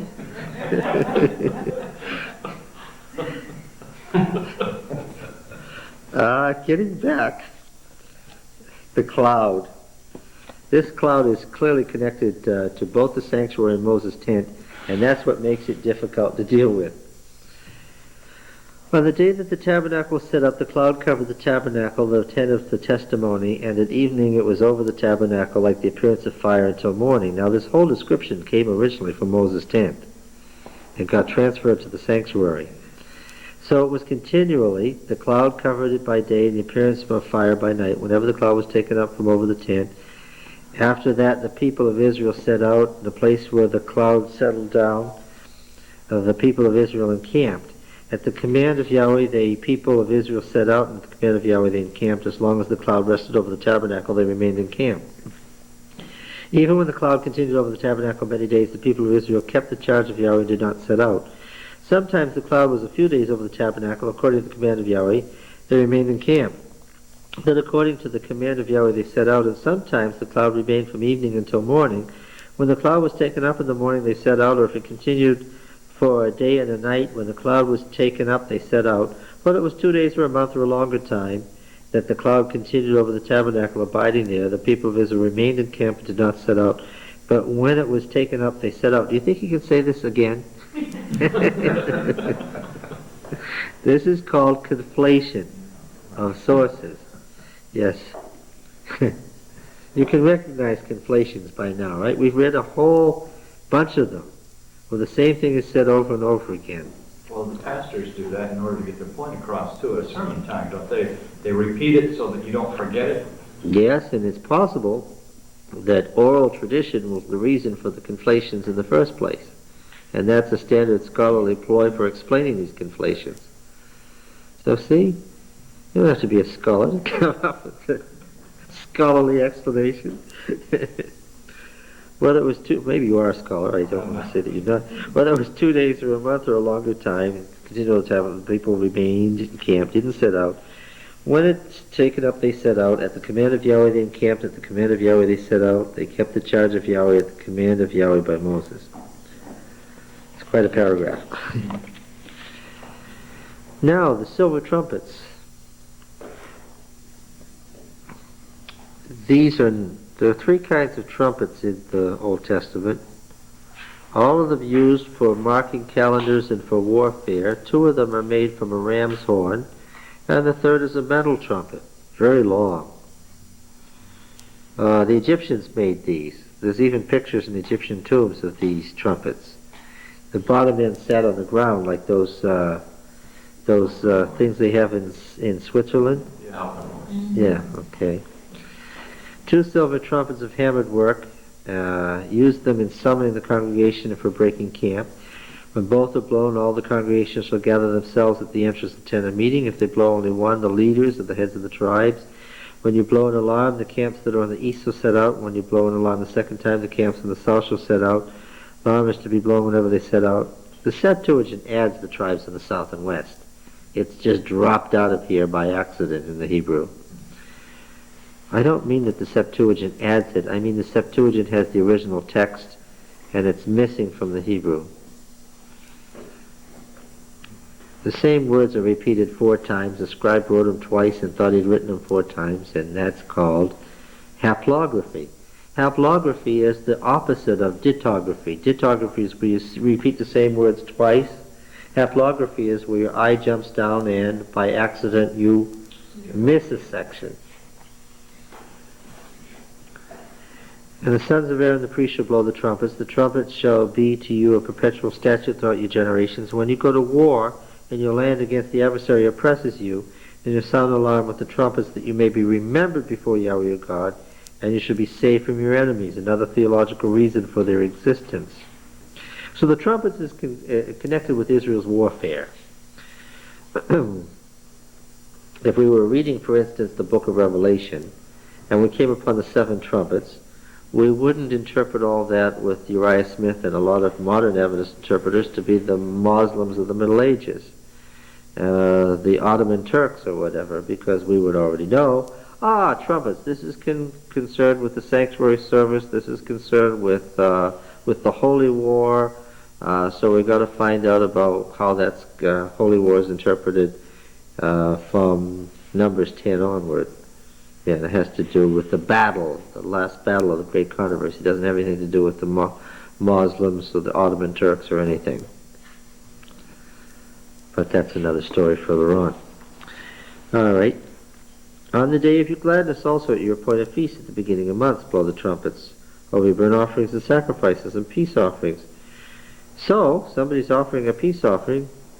A priest would come out when it was being done and what? Blow a trumpet. Yeah. Serve as remembrance before your God. Now this is a series of laws about trumpets, and it ends, I am Yahweh your God. Which means what? This was originally part of the Holiness Code. Part of the description of the sanctuary service in the Holiness Code.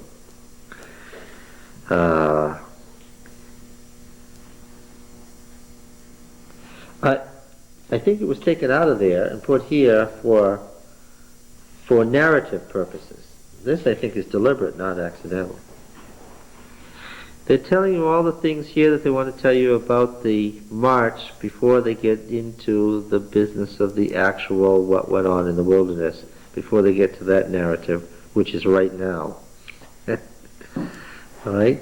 Everything's ready now. We know that when the cloud goes up, that's when you start. We know that you blow a trumpet to make the tribes move. Everything's ready now.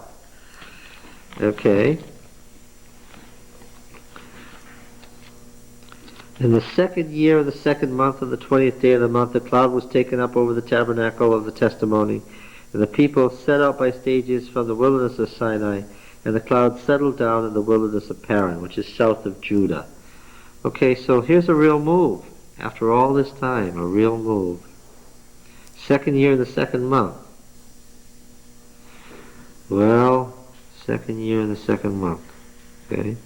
So those other people just barely had time to, the 20th day of the month, just barely had time to keep the Passover before they set out. Yes? Yeah, and if those sacrifices lasted for 10 days... Yes, it's not long enough for them to get finished with it. So we'll say that they just... We're off and running. Yes. The standard of the camp of the men of Judah set up by the companies, and so forth. You know, there are only 4 beasts. And even though the 12 tribes are given traditional things, they're really the four beasts are the lion, the eagle, the ox, and the man, right? But if you look carefully at Numbers 2, there are only 4 standards. It doesn't say there are 12. It says that they're encamped by 12 companies under 4 standards. Yeah. And this is only 19 days after Numbers 1 told them to count all the people. Oh yes, the 603,550 to They boot. did that in 19 days. And even beyond that, they ordained the Levites. And do you know what it says that they were supposed to do to ordain the Levites? That all the men who'd been counted were supposed to put their hands on the Levites. So the 603,550 men were supposed to put their hands on the 22,730 odd Levites. And can you imagine the chaos that would have entailed? It would have taken longer than 90 days to figure out how we're going to do this. Yes, and actually what it probably said originally was that the leaders would have placed their hands on the Levites and ordaining them. Yeah. Now then. That would be a fun question to ask a fundamentalist. Can you think of a way for 603,550 people to touch 22,273 other people? Line them up, have them bend over and run them up. Okay. All right. Well, What it meant is pretty clear. There were only 2 families in Gershon, 2 families in Kohath, and 3 families in Merari. And there was only about 600 people involved in the whole thing. So, yeah, it was perfectly doable as long as you read the text in its original setting. Oh, there is a slight change here, which was interesting. Did you notice? In Numbers 2, the sanctuary was going, 6 tribes were going to go, and then the sanctuary with the ark in the middle, and then Gershon, Kohath, and Merari, and then 6 more tribes. That's not what it was here. First there was Judah, Issachar, and Zebulun, right? And then immediately behind them came Merari and Gershon, the 2 Levitical families, carrying the tabernacle and its hangings, the whole thing, except for the furniture. Then came Reuben, Simeon, and Gad, followed by the priests and the Kohathites traveling together with the furniture of the sanctuary. And what's the reason given? So that when they get there, So that then when they got there, they would find the sanctuary set up to put the furniture in, rather than sort of having the ark and the... Remember, these things couldn't touch the ground except when they were in the sanctuary. So, what you would have had, you can picture it, right, is if they'd all traveled together, would have been standing there holding the ark while what? While waiting for the sanctuary to be put together.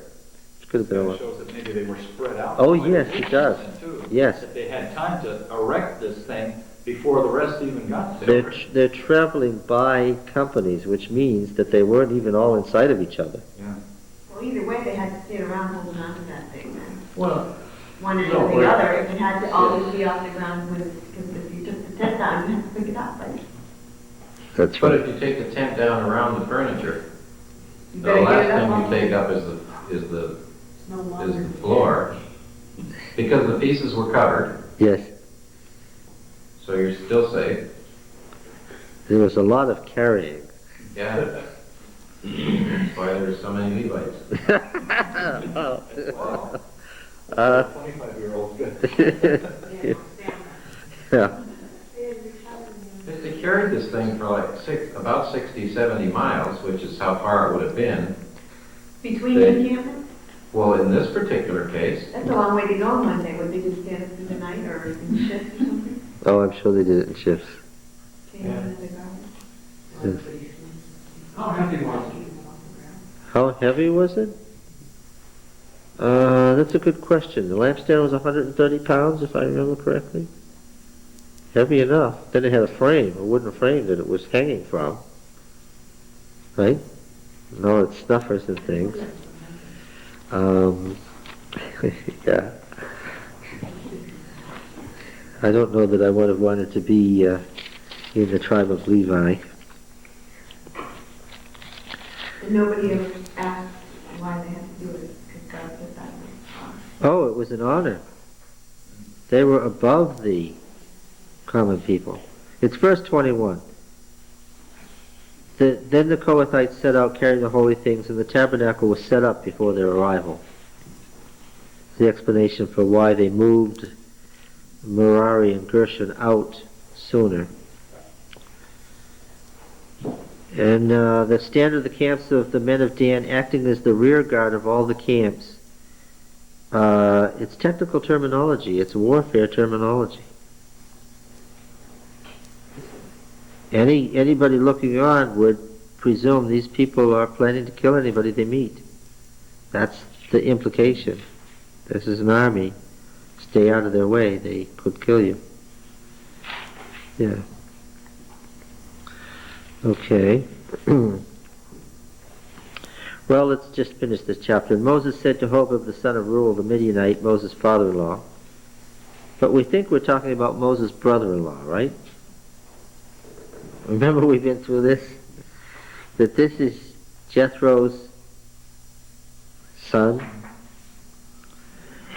We're setting out for the place of which Yahweh said, I will give it to you. Come with us and we will do you good, for Yahweh has promised good to Israel. In every case that he talks to his relatives, he talks to them about Yahweh as if they know who Yahweh is. Okay.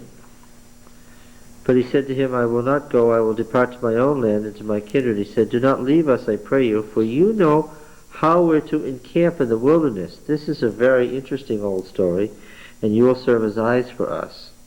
Here the idea isn't that God's going to find the best place, but what? Hobab will help them. Yeah, that he's going to tell them where to go, where the sites are and so forth. If you go with us, whatever good Yahweh will do to us, the same will do to you. That's part of a narrative. What's missing? This is no complete narrative. What's missing? What happened? What did he decide to do? Yeah, well, we find out later. How do we find out? Because the Midianite clans from this family are where? They're with Judah, the Simeon. They go up from Jericho to take possession of the Southland. So they set out from the Mount of Yahweh 3 days' journey. And the Ark of the Covenant of Yahweh went before them 3 days' journey. Well, there's a topography. To seek out a resting place for them. And before them would best be rendered among them. And the cloud of Yahweh was over them by day whenever they set out from the camp. This isn't to be read literally. There are old Jewish legends that said the ark was moving here on its own. Remember that passage in Paul where he says, and the rock that followed them was Christ? Remember that passage? I believe it's in Corinthians, and the rock that followed them was Christ. He was referring to a Jewish legend that said that the rock that Moses struck at Horeb followed them wherever they went. And whenever they wanted water, it was right there. That it wandered around with them. And it was that legend that Paul was referring to when he said the rock that followed them was Christ. Interesting. Now, this famous passage, whenever the ark set out, Moses said, Arise, O Yahweh, and let thy enemies be scattered, and let them that hate thee flee before thee. Poetry.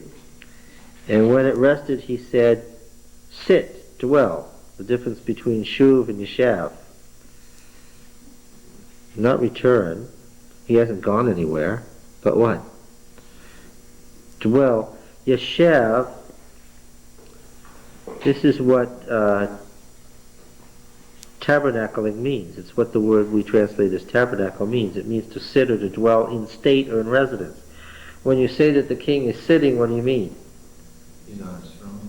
Yeah, in a formal sense, right? In the same sense that you say the court is sitting. You're not talking so much about the fact that the judge is on a chair as what? In present, he's working. Yes, that in a formal sense, he's there and things are in session.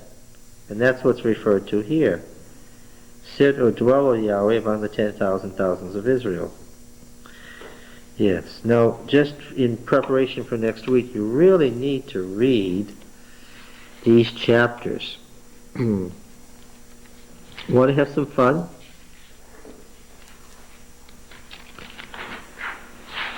Want to have some fun? Chapter 11 is a conflation of two stories, and even a novice can separate them out.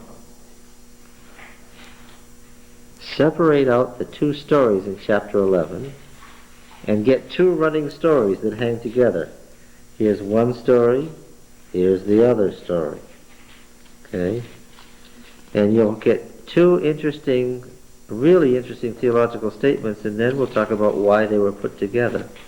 That's fun. Tell me this also. In chapter 11, is it the sanctuary or Moses' tent?